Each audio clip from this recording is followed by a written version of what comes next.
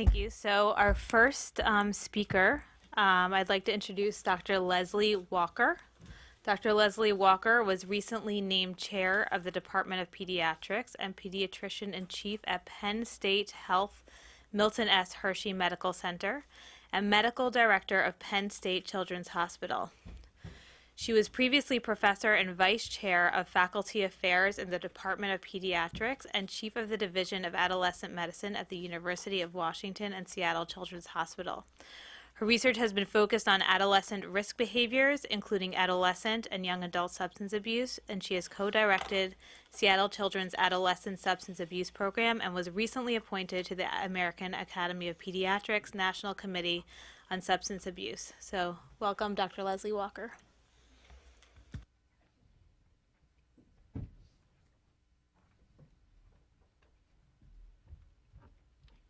Good afternoon, everyone, and thank you for inviting us to come talk about something that's been very important to me. I recently moved. I've spent most of the last 9.5 years in Washington with a lot of the changes that have occurred around marijuana, which has really kind of heightened some of my interest in this area. So my, my kind of experiences with adolescents and young adults, and a bit with younger kids who we've come in contact with. I did have some slides I put together just because there are a number of things in 15 minutes we really can't go over. So there's some, I gave you a little more complete slide deck just so that you have that to look at if you're interested. And one of the first things you'll see is the chemicals THC and anandamide. And that's just to remind me to let you know that Dr. Ryan is going to be talking more about the neurochemical what we know about the neurochemical effects as they impact unborn kids and children. So that, we both kind of talked together so we could split it up and give you the most information we could in the short amount of time. But just keep in mind, that is probably some of the underpinnings of what we see with the health effects that we've been seeing more of late. And in general, I know you've had a couple of meetings, but I just wanted to go over again in terms of adolescents. Cannabis or marijuana is a depressant, a hallucinogen, and sometimes can be a stimulant. It really depends on where it's affecting the brain and who it's affecting and dosing. It's an addictive substance, something that a lot of people that I worked with in the state of Washington still are unaware of. And it can be smoked in paper, pipes, bongs, water bongs, vaporizers. One of the things that's more popular with the regular uses is something called dabbing, where they use butane-infused marijuana paste. Oils as well can be used and are added to foods, drinks, candy, a number of things. In the past, the average THC level was between 0.5 and 3%. What's documented right now is somewhere between 12 and 25%. What we see in Washington is higher than that. So it's unclear, when you see a young person, what the actual level of THC they were exposed to. So some of the known health effects that we see in adolescents as well as in adults, increased heart rate of 20 to 100 times normal. And what's interesting is that at the same time the heart rate increases, people feel lethargic and tired. At the same time, their heart is racing. There's a level of lethargy and relaxation for some. For many people, they'll feel euphoria, a change in pain sensation. But for others, they may have hallucinations, paranoia, anxiety, psychosis. I hear all of these things quite frequently in our substance abuse program. Sometimes in the same person.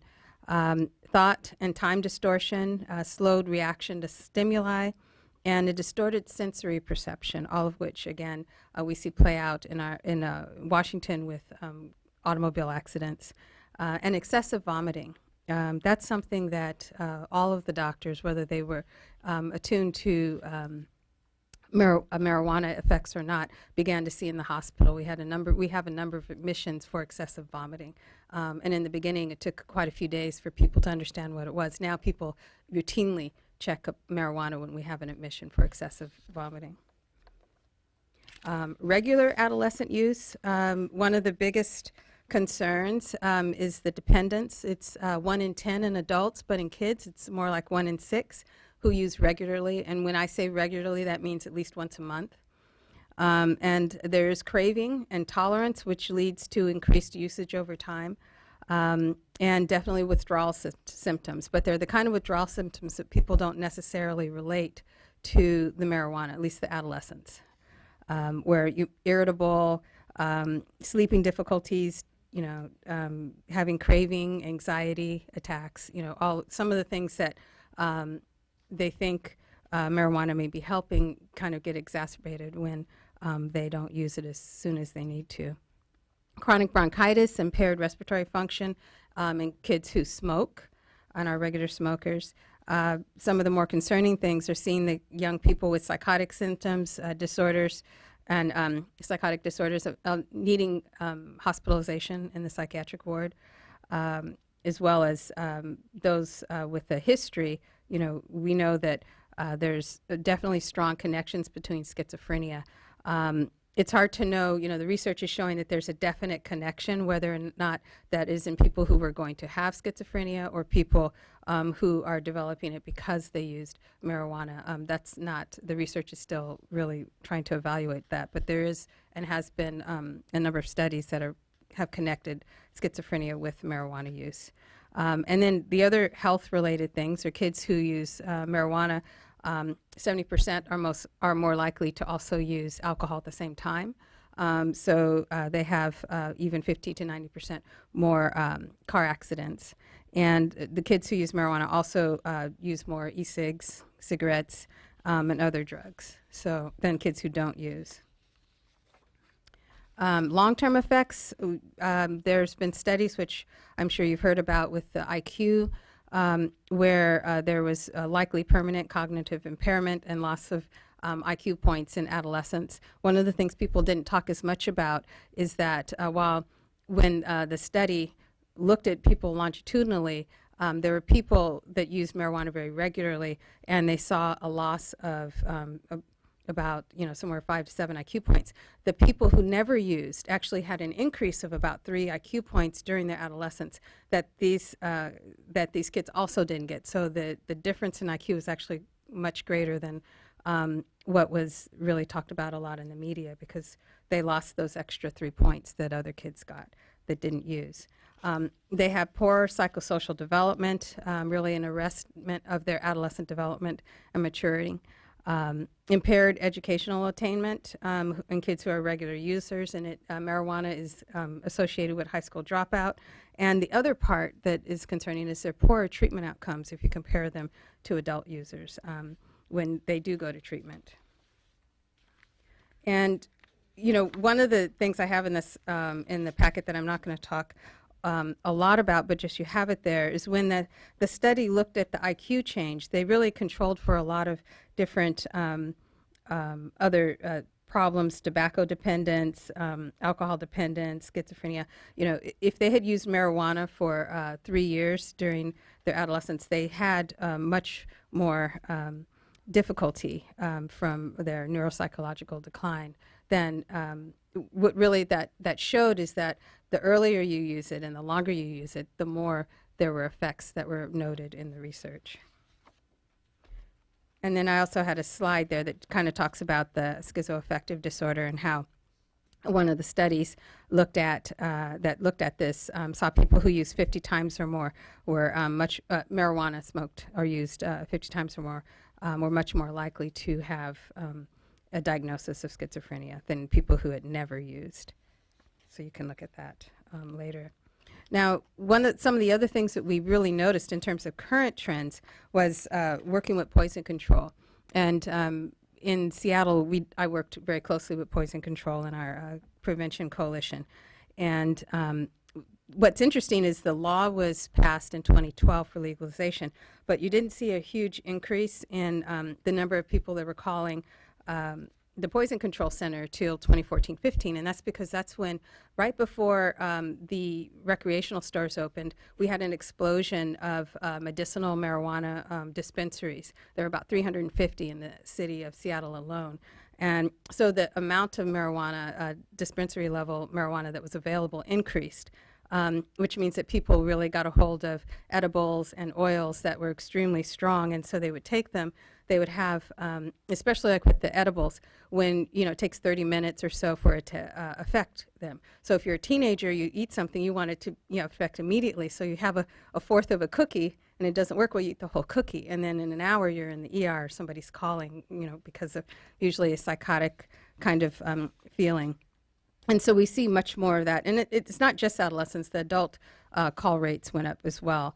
The majority of them were people that were already at the hospital. The next level were people who were in at their home calling about that. And if you look at the age groups, you can see that 11 to 19 and 20 to 29, that's where most of the calls were occurring. And each year it's increased, from 2013 to 2015, which I have here. And if you look at the top 10 reasons people are calling, it's because of that effect I was saying, feeling drowsy and lethargic, but also having an increased heart rate. And if you see, these are the top 10 reasons people called. Most of people had more than one of these. It wasn't just one, it was more than one that they were feeling at the same time. You also see on here hypertension, confusion, nausea, hallucinations, ataxia. The youngest person that I know of that came into our children's hospital was 6 months. At that age, you see much more respiratory depression. Because, parents and people have a lot of marijuana around, kids are definitely having poisonings from the marijuana. And we do see that when we didn't see that before. The other thing that we are beginning to be more aware of, and we don't know everything about, is secondhand marijuana smoke. In 1987, there was a study that looked at that with adults and saw that it was detectable in a very controlled situation where there wasn't any ventilation. But in 2015, somebody also did a study looking at adults with kind of what kids would call a hot box effect, where they had about 16 marijuana cigarettes, closed, no ventilation, and people were able to report actual mild intoxication, not just that you could find it in the blood. And the one thing I would say about this is to be aware of is I think the research level marijuana is a much lower THC level than what we're seeing in Washington. So I'm not sure that you might notice more of an effect if they actually used 30, 40% THC. And then another study that came out this year in 2016 from Colorado, looking at kids that came into the hospital for respiratory compromise or bronchiolitis. 1 in 6 infants had traces of marijuana in their system as well. So it doesn't, and then there was a rat study that looked at endothelial wall function that was poorer in people, in rats that were given marijuana. And even when they controlled for the paper and the other toxins, they still had impaired wall function. It was the same as cigarette smoked with the rats, but it lasted longer. I think they could detect the problems longer with the marijuana. So we don't quite know what all this means, other than yes, it seems to be getting in other people's systems, and it can be detected. And more studies will have to be done to see long term what that means for people who have had secondhand exposure.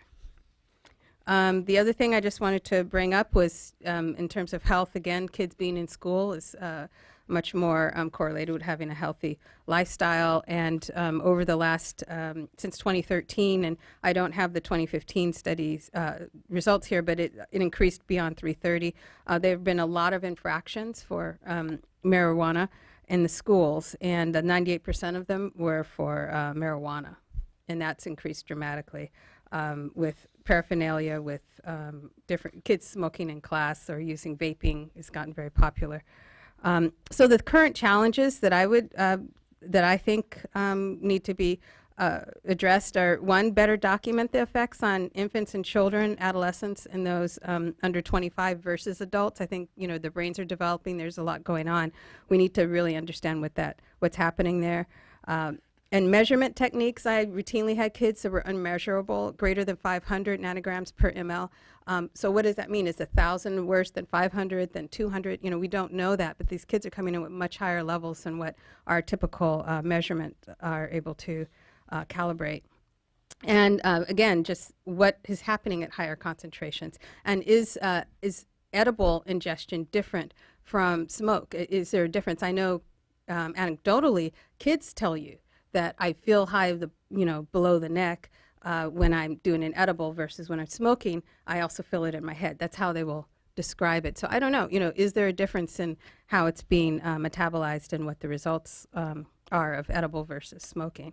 And then again, kids with chronic illness, kids are using that now a lot more in Washington with their chronic illness medications, like kids with heart transplants, kidney problems, diabetes. They're using this to help things like sleep, which we know actually sleep is impaired with marijuana, and sometimes taking it instead of their medications.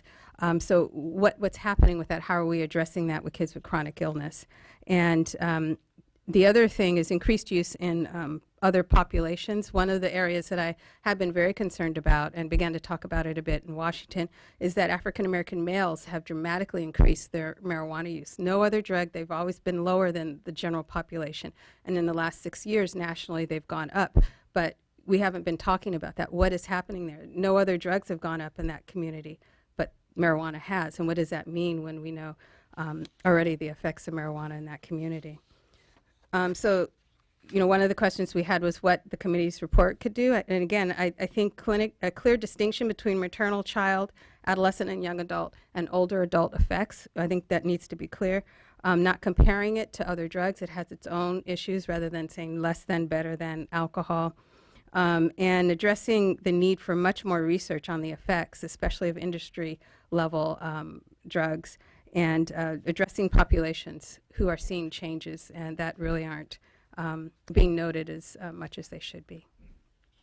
And 25 seconds over. Thank you.